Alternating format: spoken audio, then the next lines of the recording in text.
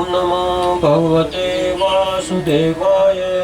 ओम नमो भगवते वासुदेवाय। ओम नमो भगवते वासुदेवाय। ओम नमो भगवते वासुदेवाय। नारायणं नमस्कृतं नारायणं नमस्कृत्यं नरं चैव नरोत्तमं नरं चैव नरोत्तमं देवीं सरस्वतीं व्यासं देवीं सरस्वतीं व्यासं ततो जयमुदीरये। ततो जयमुदीरये। नष्टप्रायेषु भद्रेषु नष्टप्रायेषु भद्रेषु नित्यं भागवत सेवया नित्यं भागवत सेवया भगवति उत्तम श्लोके भगवति उत्तम श्लोके भक्तिर्भवति नष्टकी। भक्तिर्भवति नैष्ठिकी। ग्रंथराज श्रीमद् भागवतम की जय। श्लोक नंबर 37। शांता शांत समदृशा समदर्शी शुद्धा पवित्र सर्व समस्त भूत जीवात्माएं अनुरंजना प्रसन्न करने वाले ज्ञानती जाते हैं अंजसा सरलता पूर्वक अच्युत श्री भगवान के पादम धाम को अच्युत प्रिया श्री भगवान के भक्त बांधवा मित्र शांता संतरेश सुधा सर्वभूत अनुरंजना शांति अंजसा अच्युत पदम अच्युत प्रिय बांधवा।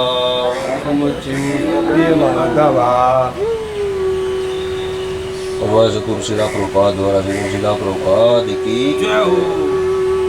जो शांत समदर्शी तथा पवित्र हैं तथा जो अन्य सभी जीवात्माओं को प्रसन्न करने की कला जानते हैं वे श्री भगवान के भक्तों से ही मित्रता रखते हैं। केवल वे ही वापस घर को अर्थात श्री भगवान के धाम को सरलता से जाने में सफलता प्राप्त कर सकते हैं। तात्पर्य इस श्लोक के वर्णन से पूरा संकेत मिलता है कि केवल श्री भगवान के भक्त ही वैकुंठ लोक में प्रवेश कर सकते हैं। पहली बात यह कही गई है कि भक्त शांत होते हैं क्योंकि अपने स्वयं की इंद्रिय तृप्ति के लिए उनकी कोई मांग नहीं होती। वे तो केवल श्री भगवान की सेवा में समर्पित रहते हैं। कर्मी कभी भी शांत नहीं रह सकते क्योंकि इंद्रिय तृप्ति के लिए उनकी बड़ी बड़ी मांगे रहती है। ज्ञानी भी शांत नहीं हो सकते क्योंकि मुक्ति प्राप्त करने अथवा परब्रह्म से तदाकार होने के प्रयासों में वे अत्यधिक व्यस्त रहते हैं।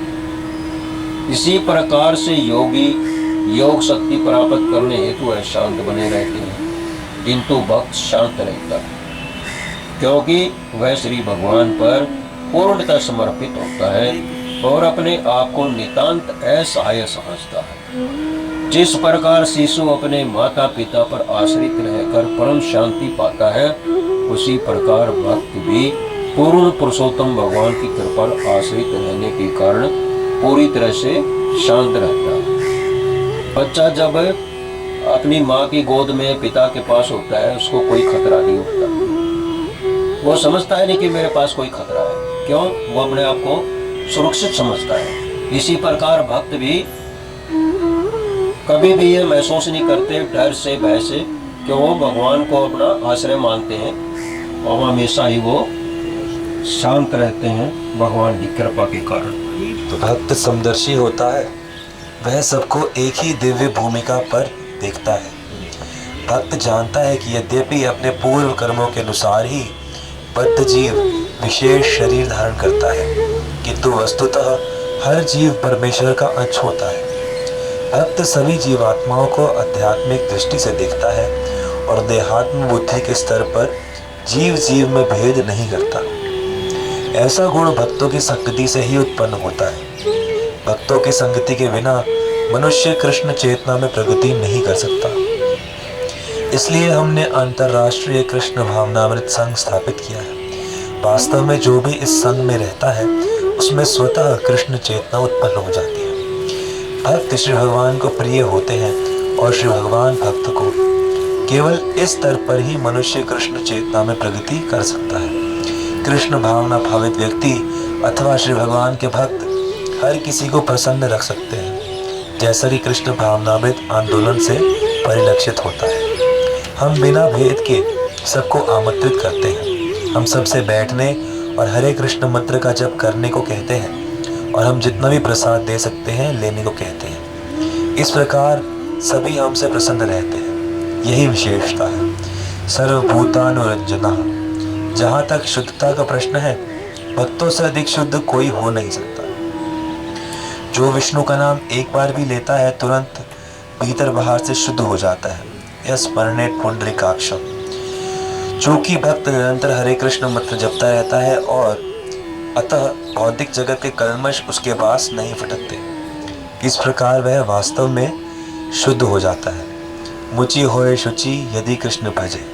कहा जाता है कि यदि चमार अथवा चमार कुल में उत्पन्न व्यक्ति भी कृष्ण भक्ति करे तो ब्राह्मण पद शुचि प्राप्त कर सकता है। ऐसा व्यक्ति जो शुद्ध कृष्ण भक्त है और हरे कृष्ण मंत्र का जप करता है, सारे ब्रह्मांड में सर्वाधिक शुद्ध होता है।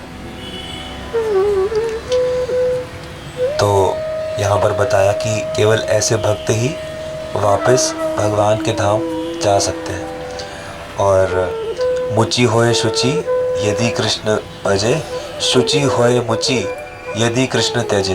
इसकी दूसरी जो लाइन है इस प्यार की कि कोई शुचि, कोई कितना भी पवित्र अपने आप को समझे, ब्राह्मण कुल में समझे, कैसे भी समझे, लेकिन वो अगर कृष्ण को छोड़ देता है तो शुचि होए मुचि, यानी कि वो चमार के समान हो जाएगा। तो चमार इसलिए कहा जाता है क्योंकि चमार जो है वो मृत पशुओं के बीच में रहता है और मृत पशुओं के बीच में रहने के कारण जो उसकी चेतना है वो बहुत ही नीचे चली जाती है।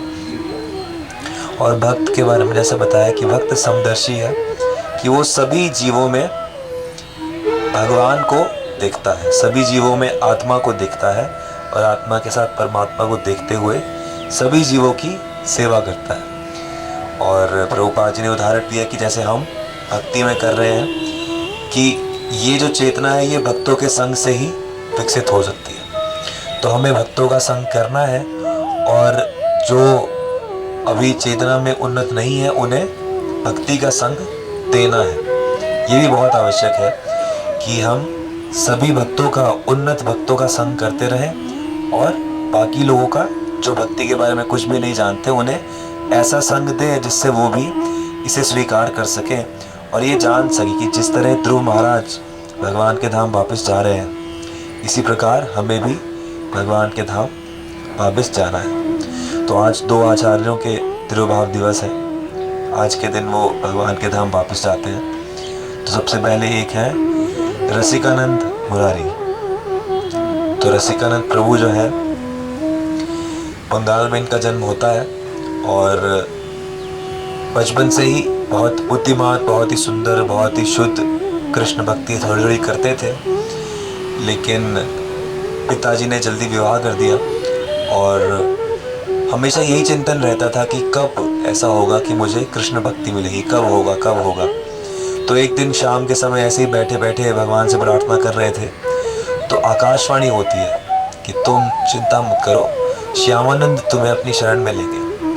तो ये श्यामानंद कौन है? तो ये श्यामानंद जो है ये जीव गोस्वामी के शिक्षा शिष्य है। जीव गोस्वामी से शिक्षा ग्रहण इन्होंने वृंदावन में करी और हृदय चैतन्य जी इनके दीक्षा गुरु हैं। तो श्यामानंद पंडित जो थे, अगले दिन रात को जब वो सोते हैं तो स्वप्न में श्यामानंद पंडित आते हैं। तो दर्शन होते हैं तो देखते हैं कि इतने सुंदर चमकते हुए सूर्य की तरह श्यामानंद पंडित है और वो बड़े ही प्रेम से कह रहे हैं कि कल मैं तुम्हें मिलूंगा और तुम्हें अपनी शरण में लूंगा।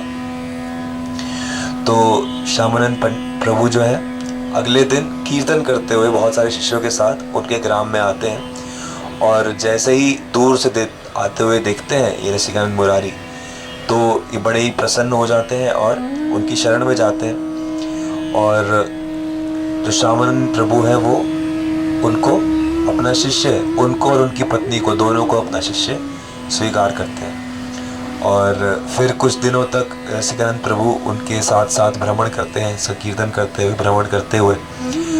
और उसके बाद जाते समय श्यामानंद प्रभु जो है वो उन्हें गोपी वल्लभपुर में एक मंदिर में सेवा नियुक्त आश्रम में कर देते हैं, मठ में। और ये सेवा देते हैं कि तुम अधिक से अधिक कृष्ण भक्ति का प्रचार करो। तो इन्होंने इतना प्रचार किया कि आसपास के सभी गांव धीरे धीरे वैष्णव बनने लगे। यहाँ तक कि कई सारे जो मुसलमान थे वो भी वैष्णव बनने लगे। तो इनके इस शक्ति को, प्रचार को देखकर वहाँ का जो एक मोहम्मद, जो एक बड़ा धनी व्यक्ति था, उसको बड़ा क्रोध आया कि ये ऐसा कैसे कर रहे हैं। तो उसने क्या किया, एक पागल हाथी को पकड़ा, उसे ढेर सारी शराब पिलाई और उसे इनके आश्रम के पास छोड़ दिया कि सारा कुछ तहस नहस कर दे। तो वो जो हाथी था वो ऐसे दौड़ता हुआ आ रहा था और सभी शिष्य जो थे वो बड़े चकित हो गए कि अरे ये आ रहा है, कैसे बचेंगे। तो गुरुजी के पास गए, रसिकानंद प्रभु के पास। तो जैसे ही वहाँ पहुँचे तो उन्होंने कहा कि अच्छा ऐसी बात है। तो वो बाहर आए आश्रम के और उन्होंने हाथी के मस्तक पर एक ऐसे ही हाथ रखा और उसके प्रभाव से हाथी जो था वो एकदम शांत हो गया। एक पागल हाथी जो सब कुछ तहस नहस कर रहा है, तो ऐसा शांत हो गया कि वो अपने घुटनों पे आ गया। और उन्होंने उस हाथी को दीक्षा दी थी, उसका नाम रखा गोपाल।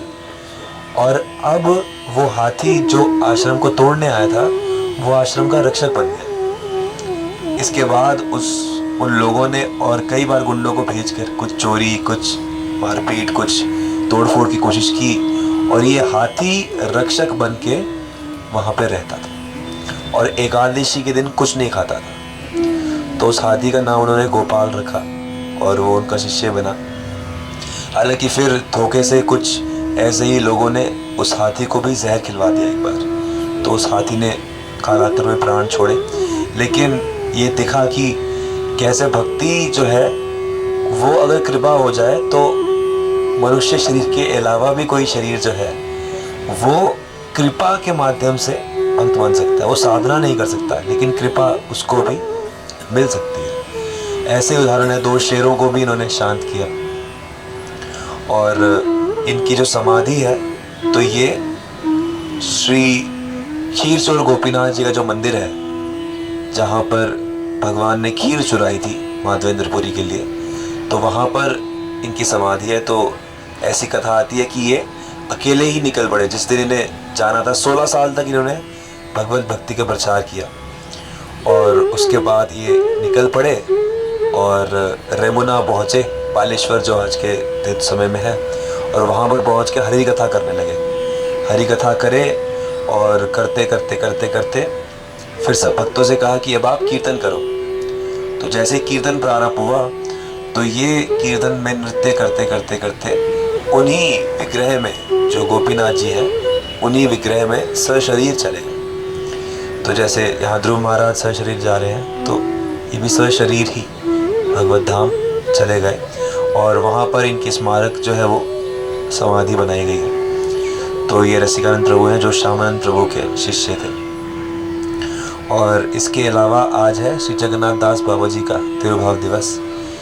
तो ये जो जगन्नाथ दास बाबा जी हैं, ये इन्हें वैष्णव सार्वभौम कहा जाता है कि एक समय में पूरे वृंदावन और नवद्वीप में ऐसा कहा जाता था कि इनसे विशेष कोई वैष्णव है ही नहीं। और 140 साल की उम्र तक ये पृथ्वी पर रहे। उस समय इनकी आंखें ऐसे हो जाती थी कि ये अपनी पलकें नहीं खोल सकते थे, ऐसे पकड़ के किसी शिष्य को कुछ दिखाने के लिए खोलनी पड़ती थी। तो इनका सबसे विशेष जो लीला है वो यही है कि इन्होंने चैतन्य महाप्रभु का जन्म स्थान ढूंढा।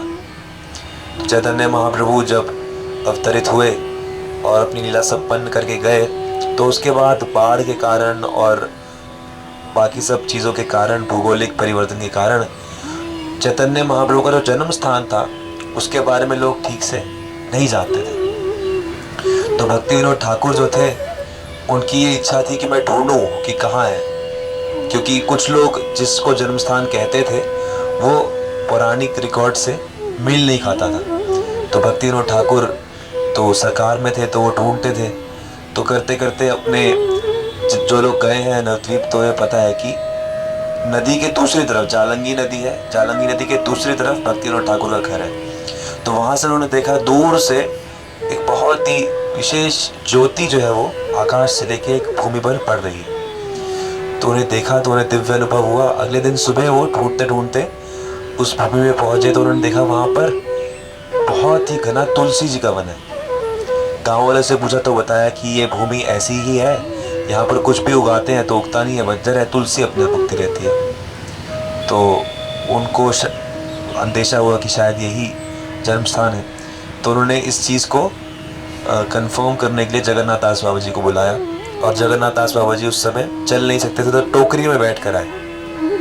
उनका दास बिहारी दास बहुत ही बलवान टोकरी में लेके उन्हें आता है। और जैसे ही वो उस स्थान पर पहुंचते हैं तो वो बाबा जो जिनकी आंखों की पलकें नहीं उठती, तो वो एकदम से टोकरी से कूदते हैं और कूद के नृत्य करने लगते हैं कि यही है मेरे गौर का जन्म स्थान, यही है। तो वहीं पर आज के समय में भक्तिसिद्धार्थ महाराज ने मठ बनाया जो कि योगपीठ नाम से जाना जाता है, जो कि चैतन्य महाप्रभु का जन्म स्थान है। तो इस प्रकार से श्री जगन्नाथ दास बाबा जी और भी इनके बहुत विशेष लीलाएं हैं कि ऐसे सिद्ध थे कि नवद्वीप में होते हुए भी वृंदावन देख सकते थे, सब हर जगह उपस्थित थे। जैसे एक बार कुछ बकरियां, एक बार उन्होंने देखा कि ऐसे डंडे से हट हट हट हट कर रहे थे। तो भक्त लोगों ने पूछा कि आप ऐसे हट हट क्यों कर रहे हो? तो उन्होंने कहा कि वो राधा कुंड में जो बकरियां हैं वो तुलसी का पौधा खा रही है। तो भक्तों को बड़ा आश्चर्य हुआ कि अरे ये यहाँ नवद्वीप में बैठे हैं, राधा कुंड की बात कर रहे हैं। तो भक्तों ने पता किया वहाँ से संपर्क के द्वारा कि ऐसा ऐसा कुछ हुआ क्या राधा कुंड में। तो उन्हें उत्तर आया कि हाँ, इस समय इस दिन ऐसे ऐसे बकरियां जो थी वो तुलसी खाने आ रही थी और एकदम से फिर वो भाग पड़ी। तो इस तरह से जगन्नाथ दास बाबा जी जो है उन्हीं के शिष्य थे, उनके शिक्षा शिष्य थे भक्ति विनोद ठाकुर, और उनके दीक्षा शिष्य थे भागवत दास बाबा जी, जिनके शिष्य थे गौर किशोर दास बाबा जी। तो इस प्रकार से श्री जगन्नाथ दास बाबा जी का आज तिरुभाव दिवस है। तो उनका प्रणाम मंत्र गौर वीरभव भूमे स त्वं निर्देशतः सज जन प्रिय वैष्णव सार्वभौमः श्री जगन्नाथाय ते नमः। तो इनके प्रणाम मंत्र में ही जैसे आया कि गौर आविर्भाव भूमे स, कि श्री चैतन्य महाप्रभु का जहाँ आविर्भाव हुआ उस भूमि का इन्होंने खोज की और सभी सज्जन प्रियों को निर्देश किया कि भगवान वहाँ प्रकट हुए हैं और भक्ति का दान किया। और वैष्णव सार्वभौम, तो सभी वैष्णवों में अग्रगणी श्री जगन्नाथ दास बाबा जी, उनको हम नमस्कार करते हैं। तो सब पढ़ सकते हैं एक बार। गौराविर्भाव भूमे स त्वं निर्देशतः सज्जन प्रियः वैष्णव सार्वभौमः श्री जगन्नाथाय ते नमः। तो हमारी गुरु परंपरा में सबसे षट गोस्वामियों के बाद सबसे पहले जगन्नाथ दास बाबा जी। ऐमाज करुणा करो वैष्णव गोसाई,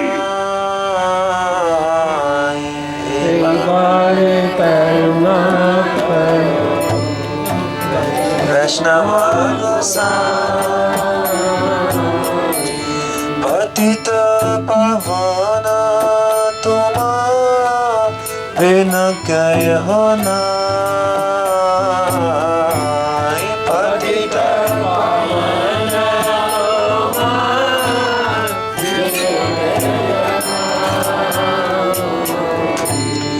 जहाँ निकटे गेले पाप दूर जाए,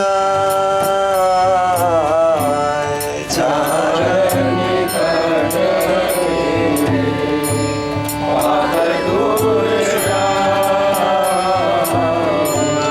हे मन दयाल प्रभु के बाको था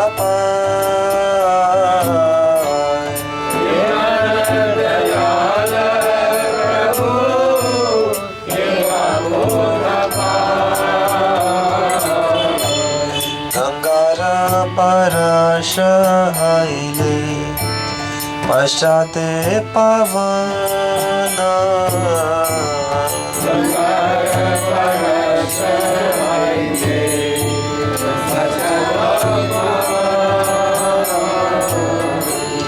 दर्शने पवित्र करो हे तुम्हार गुण,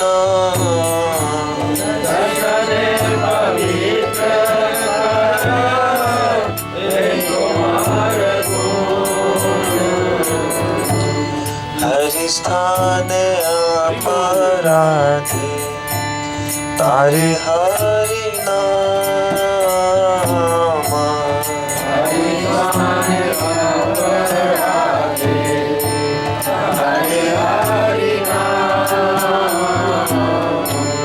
तुम स्थान अपराधे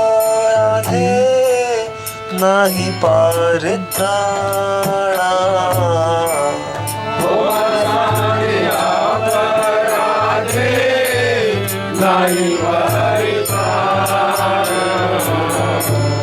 तुम्हारा हृदय सदा गोविंद विश्राम,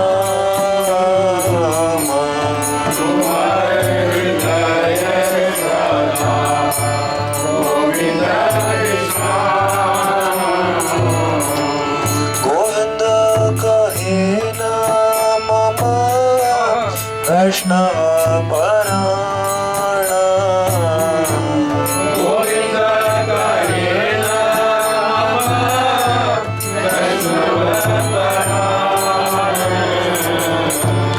प्रति जन्म कोरी आशा चरणेर धूली,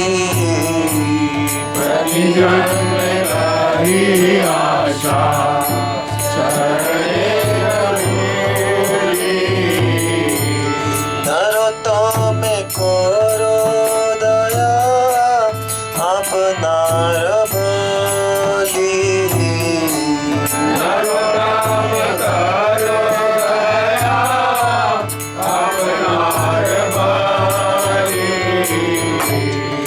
बर करुणा करो वैष्णव गोसाई।